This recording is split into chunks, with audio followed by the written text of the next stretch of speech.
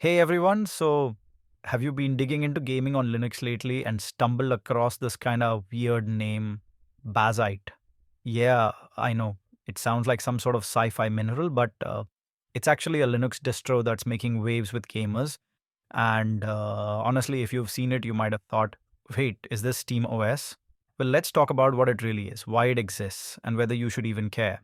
Bazzite is basically a free, open source operating system that feels like SteamOS, but with fewer limits. It's built for gaming, especially for Steam Deck owners, but it doesn't stop there. You can throw it on a desktop PC, a laptop, an HTPC in your living room, even a few tablets. Bazzite first dropped in 2023. Under the hood, it's based on Fedora Atomic. So yeah, not Arch like SteamOS. That means no Arch user repository, but it also means a different kind of stability. Oh, and it's part of this Universal Blue project, which if that means nothing to you, don't sweat it. Just think Fedora, but gaming ready. It comes with KDE Plasma or GNOME, and the minimum specs are super modest: 64 gigabytes storage, 4 gigs of RAM, and a 2 gigahertz quad core CPU. Here's the big thing: SteamOS is kind of locked to handhelds like the Deck. Bazzite? Not at all. You can install it pretty much anywhere.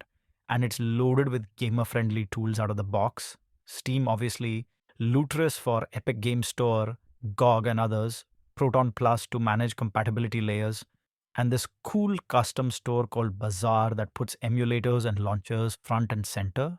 And since it's an immutable distro, the system files basically can't be messed up. Every reboot resets changes to the base system, which is great for stability. But yeah, it's a learning curve if you're used to tinkering deep inside Linux. Installing it isn't hard, but it's slightly different depending on your hardware. You'll need 8 gigabyte plus USB drive, an image writing tool like Balena Etcher or Fedora Image Writer, the right Bazzite ISO from their website, and yes, a physical keyboard, not just a touchscreen. Once you flash the ISO, boot from the USB, follow the wizard, and about 20 minutes later, you're in. Oh, and change the default username and password. Bazzite, unless you want anyone to log in. I ran Bazzite on my home theater PC and it was smooth sailing.